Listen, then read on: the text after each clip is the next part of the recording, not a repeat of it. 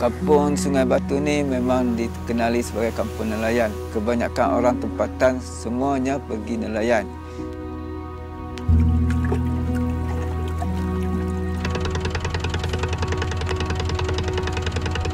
Sebenarnya Sungai Batu ni adalah satu kawasan, bagi saya adalah kawasan yang kaya dengan hidupan laut, ekosistemnya.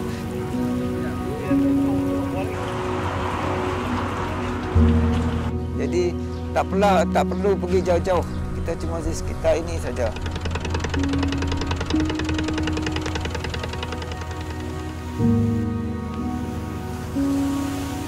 Tuhan kita sudah cipta ni yang terbaik sekali. Jadi kita tak boleh ubah dah. Kalau kita ubah, kita jadi upside down. Jadi kita melawan melawan arus. Kita jangan lawan dia. Kita lawan dia, kita mati.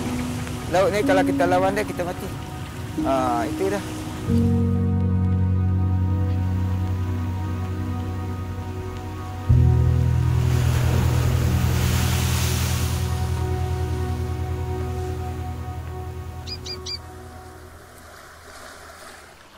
Tak silap saya 2015 yang permulaannya cadangan untuk membina 3 buah pulau.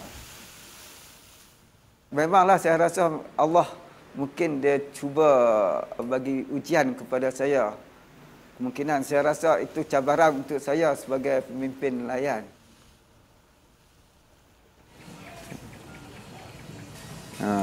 Kan Tanjung tadi ni, sini. Ini ni Pulau B. Jadi sekarang kawasan yang banyak udang dan ikan adalah di bahagian sini saja. Kalau di bahagian sini, Pulau Harimau sini, hadapan sini memang tak ada. Dia dekat sini saja. The Penang government has obtained the green light from the Department of Environment to implement the Penang South Reclamation PSR project.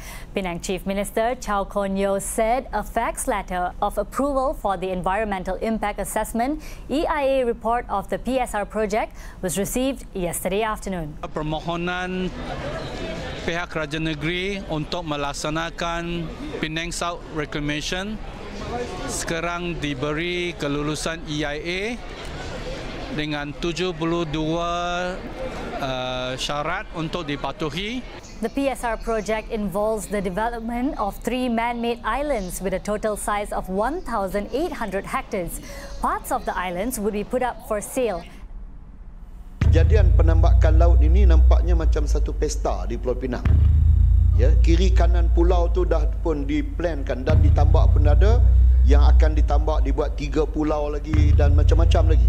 Di Pulau Pinang dicipta alasan kerana nak buat satu transportation punya keperluan, lalu perlu tambak laut, bina 3 pulau dan sebagainya sehingga menjejaskan pendapatan para nelayan. Secara keseluruhannya, pelaksanaan projek Penang South Reclamation (PSR) akan menjejaskan seramai 4,996 nelayan di Pulau Pinang, yang mana 1,422 adalah terdiri daripada nelayan tradisional Zon A. Proses penambakan ini dia punyai environmental degradation yang tidak boleh kembali. Dan hasil tangkapan laut pada penelayan, walau diberi banyak mana sekalipun pampasan, masih tidak mampu untuk menggantikan kehilangan punca rezeki. Yang Mak Menteri ini perkara yang serius. Nelayan selatan Pulau Pinang, nelayan utara Perak, kerana kelulusan oleh Jabatan Alam Sekitar, ekosistem laut rosak, nasib nelayan terjejas. Nelayan tradisi terjejas sekitar Teluk Kumbar, Sungai Batu, Pulau Betong, Permatang Damar Laut. Jangan mengelirukan Dewan Yang Berhormat. Nelayan-nelayan di situ semua bersetuju. Yang memprotes adalah puak-puak UMNO dan PAS. Semua nelayan-nelayan telah diberitahu dan mereka bersetuju sebulat suara. Yang protes hanya UMNO dan PAS saja. Demonstrasi nelayan berdemonstrasi masuk dalam akhbar, tak baca.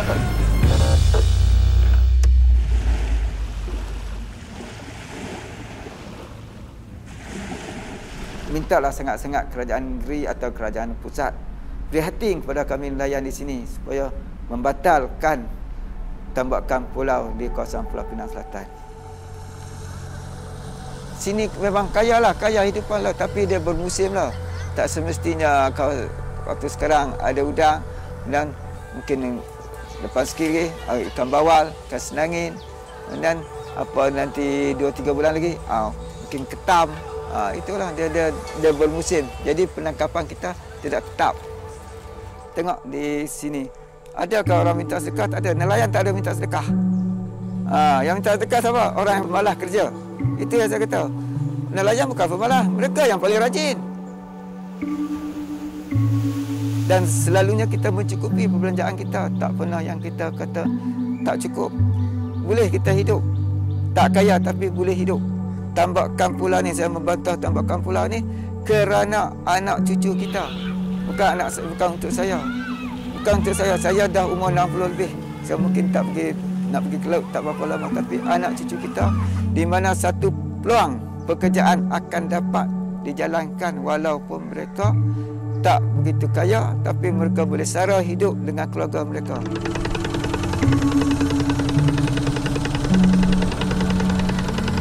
Budaya hidup tak sama, kan? Itu yang jadi macam tu. Kita tak boleh jadi hidup macam di barat, kan? Dia orang pergi tangkap laut berapa bulan, kita tak mampu buat macam tu. Dia orang tak boleh. Dia orang pergi 1 hari 2 hari nak kena balik. Dia orang tak boleh tunggu lama. Lagipun kita punya hasil di tepi pantai saja. Tak perlu pergi jauh-jauh.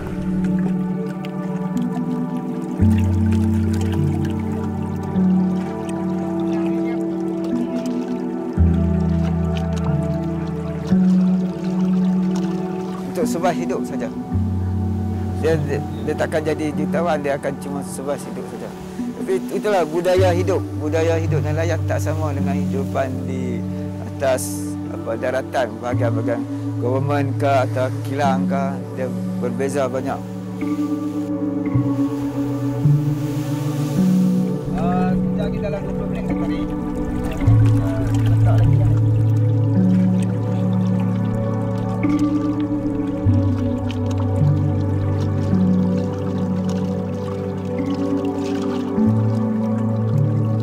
Alam sekitar ciptaan Tuhan. Jadi kita ini seolah-olah pihak pemerintah nak ubahkan keadaan alam ini melawan Tuhan. Kawasan ni kawasan yang golden, tempat yang mempunyai pendapatan yang tinggi. Allah telah bagi rezeki kat kita di sini.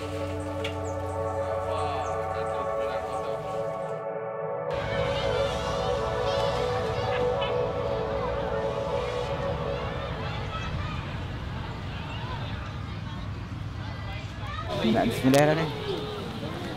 Tolong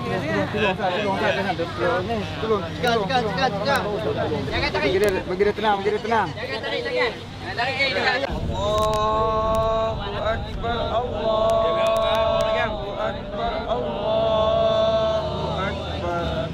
La.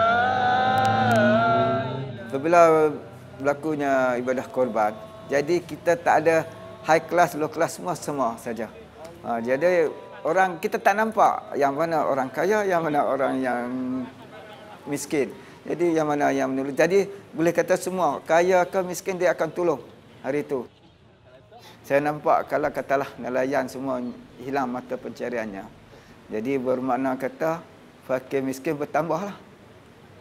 Jadi kita kena, mungkin nelayan dah tak boleh melakukan ibadah korban. Sebab mereka akan menerima, dia pun tak dapat memberi lagi. Jadi bermakna kata pihak memberi kurang, pihak yang menerima lebih. Itu yang kita risaukan. Saya ni selalulah sembahyang hajat dan juga berdoa. Setiap habis kali sembahyang kita berdoa. Nah, yang kita buat sembahyang hajat baru ni adalah special untuk tambakan pulau.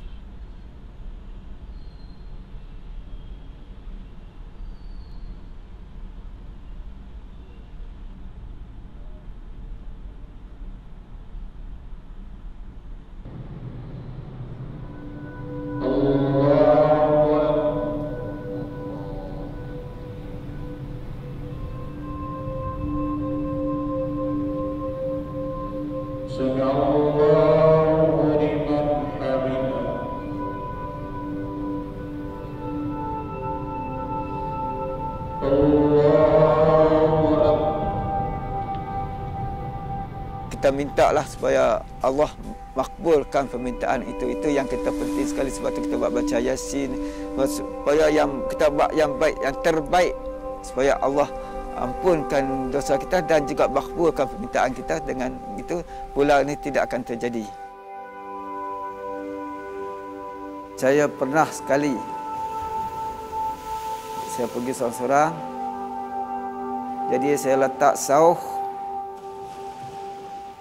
kemudian saya renung ke langit. Apabila kita renung ke langit, kita sudah tak nampak apa di kawasan kita, di keliling kita. Kita nampak air laut tenang dan suasananya hanya kita seorang diri saja.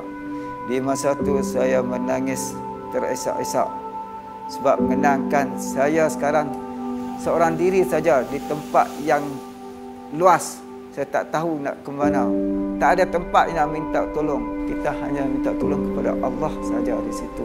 Itulah yang rasa saya menangis, keluar air mata, tapi siapa pun tak nampak. Itu yang saya rasa betul-betul masuk dalam hati saya sampai sekarang.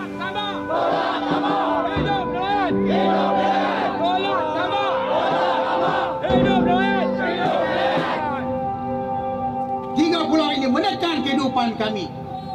Dari tuan-tuan dan puan, kita minta kepada kerajaan kita, pandang muka kita, pandang muka anak kita, pandang muka isteri kita, pandang masyarakat kita. Jangan pandang kita remeh, jangan pandang kita rewang, jangan pandang kita bodoh, jangan pandang kita miskin. Pandanglah kehidupan kita, kehidupan masyarakat kita, kehidupan kita mencari rezeki yang halal. Kalau ada sebatang pokok milik orang asli ditebang, semua orang terasa. Sebab orang tahu orang asli kalau tak ada pokok dia tak boleh hidup. Begitu juga kami nelayan.